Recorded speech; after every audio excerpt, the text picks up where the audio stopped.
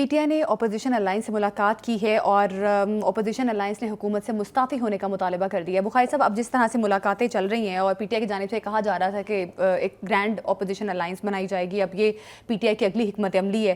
اسد قیصر صاحب, مولانا اچکزئی اور شاہد خاقان عباسی اس ملاقات میں شامل تھے. کیا لگتا ہے پی ٹی آئی کے لیے کوئی راستہ نکلتا ہوا دیکھ رہے ہیں آپ؟ دیکھیے, پہلی بات تو یہ کہ یہ الائنس پہلی دفعہ نہیں بنی ہے اور پی ٹی آئی نے بھی یہ الائنس پہلی دفعہ نہیں بنائی ہے.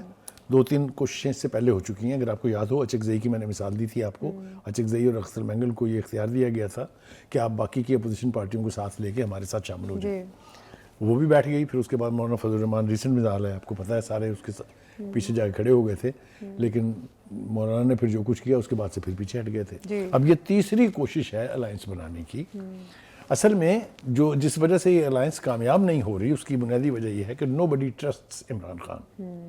اور ابھی بھی میں آپ کو کہہ رہا ہوں کہ اس الائنس کو بھی اگر کوئی سبوٹیج کرے گا تو وہ گورنمنٹ نہیں ہوگی, اس کو سبوٹیج کرے گا عمران خان خود.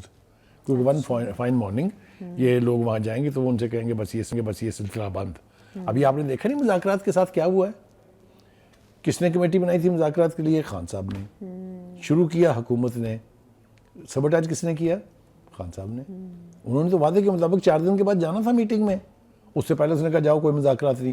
تو اس لیے ایک تو ان کے بارے میں آپ وثوق سے نہیں کہہ سکتے کہ وہ اپنے لفظوں پہ کھڑے رہیں گے. یہ تاریخ ہے, یہ میں اپنے پاس سے کچھ نہیں کہہ رہا ہوں. ایک بات.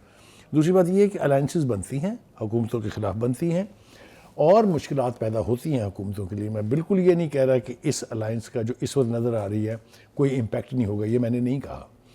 ہمیشہ جو اپوزیشنز ہوتی ہیں, اور خاص طور سے اگر آپ کو یاد ہو, میں پروگراموں میں یہ کہتا رہا ہوں کہ جتنی قوت پی ٹی آئی کے پاس ہے, 80+ ایم این ایز تو ویلڈ اس وقت ہے نا نیشنل اسمبلی میں, 100+ کے قریب ہیں پنجاب اسمبلی میں.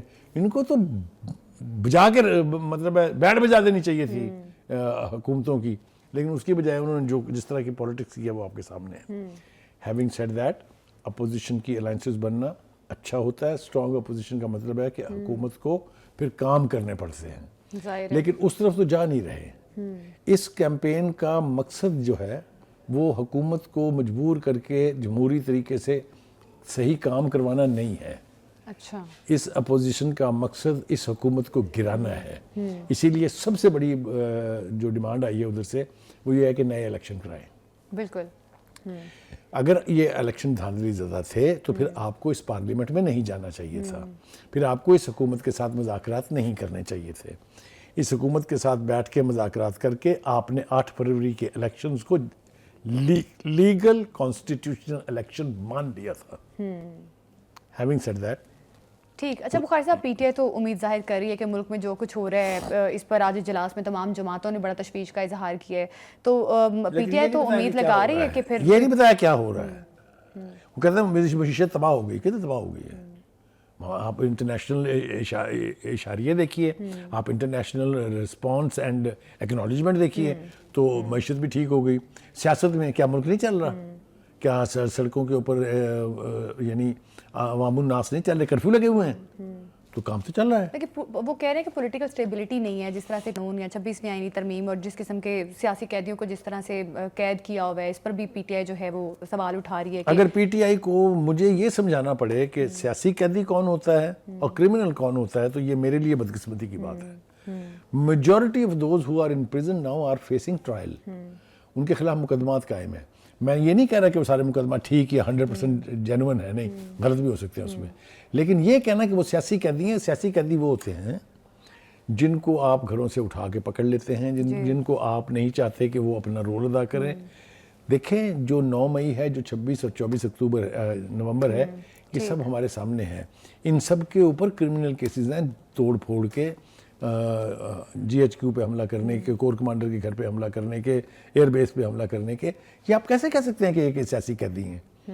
ٹھیک. اچھا بخاری صاحب, اب جس طرح سے جنید اکبر صاحب جن سے پی ٹی آئی کی بڑی امیدیں وابستہ تھیں اور بڑا اہم رول پلے کرنے والے ہیں وہ آنے والے ٹائم میں, ان کی جانب سے کچھ مختلف سٹیٹمنٹس آ رہی ہیں. سیاسی کارکن ہوں, سیاسی نوکر نہیں, انہوں نے کہا کہ عمران خان نے بات نہ مانی تو پھر میں صدارت چھوڑ دوں گا. اس قسم کی باتیں وہ کر رہے ہیں. تو کیا لگتا ہے بانی پی ٹی آئی ان کا یہ والا جو رویہ ہے وہ یہ جملہ لے کے بیٹھ جائے گا اس کو کہ بانی پی ٹی آئی کی بات بھی نہیں مانوں گا؟ ان کو تو یہ عادت ہی نہیں ہے سننے کی, پہلی بات. दूसरी बात यह है कि ये जुनेद अकबर हो, अली अमीन गंडापुर हो, आपने KPK में अपनी पार्टी को 2 हिस्सों में तकसीम कर दिया है। जब आप पार्टी की स्ट्रेंथ को डिवाइड कर देते हैं तो पार्टी वीक होती है जी। अब एक तरफ एक साहब है जो सो कॉल्ड चीफ मिनिस्टर हैं, जिन्होंने PTI की इस लेजिटिमेसी को तकवीत पहुंचाई कि इसके अंदर शदीद एहतजाज करने की कैपेसिटी है, उसको आपने यकसर डिसोन करके एक कोने में अपाहज करके बिठा दिया है। उसके जो सियासी मुखालफिन है उस गिरोह को बानी ने अपने करीब कर लिया है। तीसरा फैक्टर बुशरा बीबी हैं। तो एक सूबे के अंदर तो आपका हाल ये है, तो आप कौमी सतह के ऊपर क्या करेंगे? कहने का मतलब ये है कि जुनेद अकबर साहब जो इस वक्त टर्रा रहे हैं ना, ये इनका टर्राना खान साहब ज़्यादा देर बर्दाश्त नहीं करेंगे, आप देख लीजिएगा। वन फाइन मॉर्निंग क्या हुआ शेर अफजल मरवत के साथ? बिल्कुल इसी किस्म का रवैया था उनका भी तकरीबन। There you are. बिल्कुल बिल्कुल ऐसे बयानात जो हैं वो देने चाहिए जो पार्टी के मुफाद में भी हों। अब जो ग्रैंड अपोजिशन अलाइंस बनाई जा रही है, इसका गवर्नमेंट पर आने वाले टाइम में क्या इम्पैक्ट होगा, इसी के साथ प्रोग्राम से हमें दीजिए इजाज़त। कल फिर मुलाकात होगी। अल्लाह हाफिज़।